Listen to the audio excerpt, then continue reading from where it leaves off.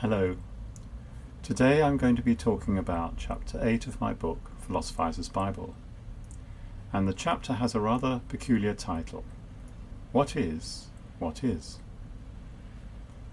It's not at all obvious, or won't be to most people, how that question can actually mean anything. So the best way I can explain it, I explained it in the chapter, but just quickly now. There are facts. Nobody doubts that there are facts. It's a fact that I'm sitting here. It's a fact that you're watching this video. It's a fact that the moon goes round the earth, etc. But there's also something else, which is the fact that there are facts. Why are there facts? Maybe there might not have been any facts. If there had not been any facts, then what there would have been nothing. Nothing at all. And you can think of this in relation to the world. The world might not have existed, or in relation to yourself. There might not have been an I. I might not have existed. So what is it? What is the fact that there are facts? What is reality? What is it made of? What does it consist in? That's the question. And I referred to this in my previous book, Philosophizer, as the elephant in the room. You can describe everything that's in the room, and this room, which is my attic study, is absolutely chock full of stuff. If I tried to do an inventory, it would run to thousands and thousands of objects of various kinds, including a dozen computers, cameras, all ancient, any number of knickknacks, whatever. But having done that inventory, there's something else, the elephant in the room. What it all is. What existence is. So, philosophers down the ages have come up with theories, metaphysical theories, about what is. And you will have probably heard of idealism, that's one theory. And you will also have heard of materialism, that's another theory. Those are just examples. I talk about that in the chapter as well. And a lot of people who are materialists don't realize that they're holding a metaphysical theory. I claim that they are. They seem to think that reality is like space, and things that exist are just things in space. And they don't see a problem with space being some ultimate reality. They imagine nothingness as a kind of space, but of course it isn't. Because if there really was nothing, there wouldn't be space either. So that's a pretty big thing to get your mind around. Anyway, I'm going to launch into the book and then maybe say one or two more things afterwards. What is? The street corner philosophizer's rant. The meaning of life. Everyone wants to know about the meaning of life. You know what? I don't give a rat's arse about the meaning of life. I'll ask you something. What is there? What is all this? Forget about the meaning of what is, or why it is. I only want you to tell me what it is. Remember Morpheus? What is it? What is the world? Your precious world. Everything. What is? Can you tell me? Of course you can't. Do you even have a clue? Try to ignore the ragged clothes and try to get beyond the words, which is clearly all you can hear. Here's something funny that scholars debate about. When Kant wrote the first edition of his Critique of Pure Reason, so convinced was he of the validity of Bishop Berkeley's attack on the mind-independent reality of space and objects in space, that so far as he was concerned, the issue was already settled in the first section, the grandly titled Transcendental Aesthetic.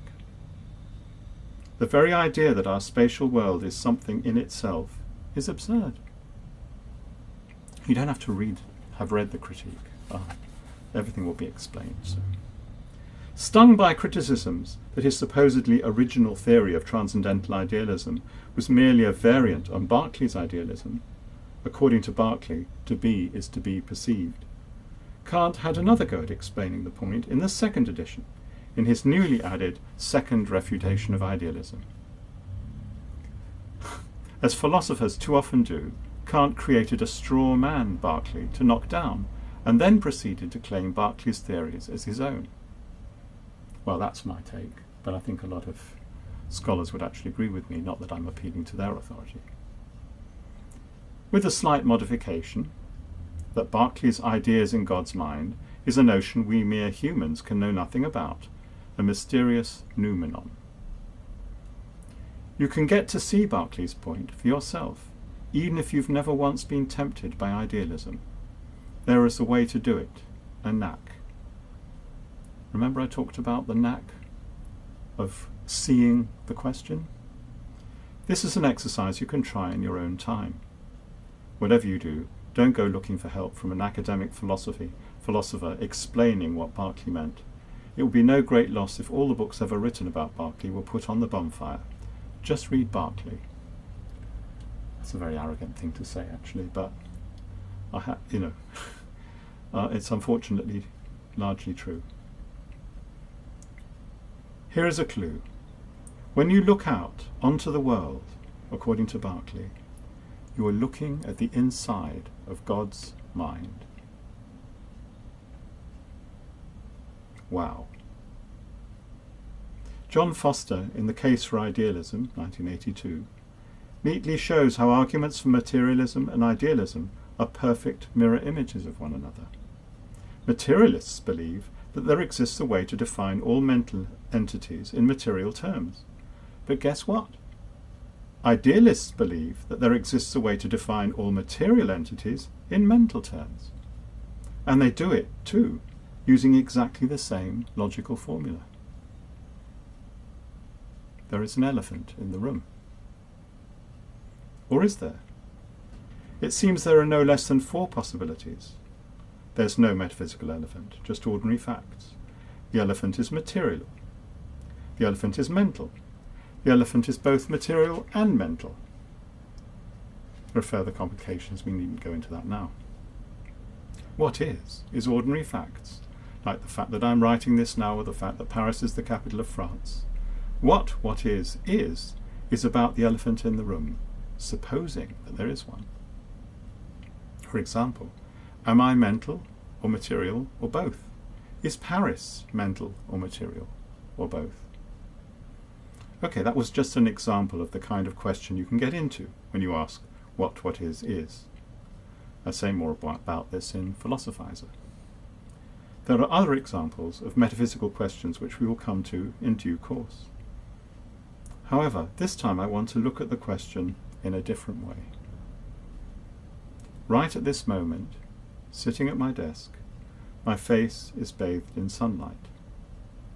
As I turn my head towards my window, towards the sun, eyes closed, my field of vision is filled with bright orange.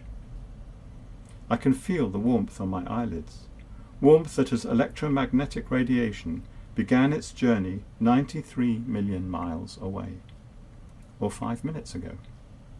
The sun could disappear in an instant, and we wouldn't know until 5 minutes after the event.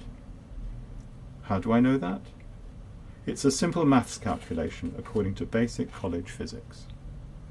So what? Well, if you are that way inclined, if you always want to know the news as soon as it happens, you could spend your time worrying. Maybe the sun has gone out. Maybe the sun has gone out. Yes! And the whole universe could blink out of existence in the very next second. Who says the laws of physics can't instantaneously change or simply cease to be? Or you could blink out of existence and be replaced by your perfect physical copy in the very next second, and no one would ever know. Not even you, obviously, because you would no longer be there. We are hung up on why questions. Why is there a world? Why is there something rather than nothing? Why am I here? Etc. You can't ask why until you know what. And what chance have I? What chance have we of knowing what? Next to 0. Or maybe 0. But I, for one, will pursue that question with a capital Q, regardless of how I estimate my chances. question is one question, and it's also a slew of questions. The more you probe, the more you see. Well, this is what being a philosophizer is about, being aware of the question. A theory of what is no good either.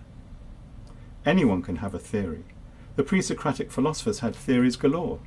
Current physics, apart from a few minor details, has hardly moved on from that time, 2,500 years ago. Arguably, the pre-Socratics knew more, saw more than we do. They considered many more possibilities than have yet turned up on the map of contemporary physics. They were not confused by a fog of irrelevant details. How can the question not have an answer? But if it has an answer, why can't I know the answer? Is someone keeping it a secret? Or am I too stupid to understand the answer, even if it was given to me? Well, that's a real possibility, of course. The clouds part, and God's face appears. Or a voice booms out from the burning bush, if you want to go with a traditional image. Okay, you humans, I know you've been waiting for this. Here's the story of the universe, the whole story. Pull my other leg, it's got bells on. There can't be a story. No story is deep enough, long enough, big enough. Words will never get you there. Back to the meaning of life. You could say, with more than a little justice, that our project is the perfect solution to the meaning of life problem. A project that will never come to an end, that cannot ever be completed by any finite being, human or otherwise. To be driven, not looking for any additional motivation. Unlimited petrol in the tank. Isn't that the meaning of bliss? The ultimate mental road movie. Petrol in the tank. That's all I've ever asked for. Motivation. That's an interesting twist.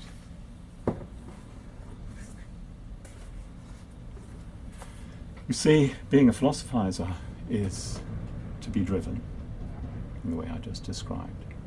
Driven by a question that you can't answer. And this question is so compelling that, so far as you're concerned, the whole world is different. The whole world has changed. Once you see the question, you can never look at the world in the same way again. And one of the things that I'm going to be doing in this book, which I haven't really started on yet, is looking at the character of the philosophizer. What happens to you when you are totally entranced, bemused by a question in that way? What happens to the way you look at the world? What effect does it have on your actions? What kind of person do you become? And I already said a lot about that in the previous book, Philosophizer, but I say more here. Because, well, here's the funny thing. I've talked about the tribe of philosophizers, but at the present moment, I'm the only philosophizer I know. Maybe there are others out there,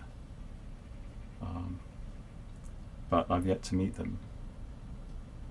When we do, we can compare notes. But until then, I just have to look at myself. That's it for today.